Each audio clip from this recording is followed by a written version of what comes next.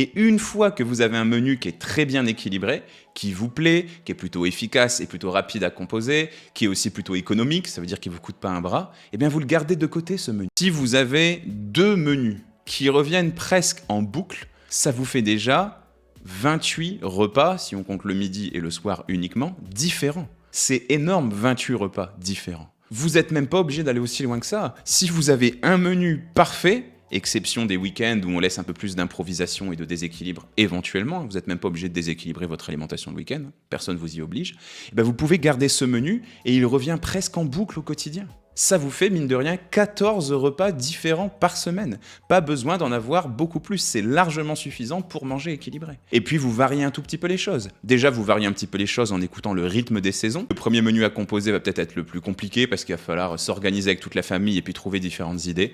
Mais une fois que le premier exemple est fait, tout de suite derrière, l'habitude, elle vient toute seule.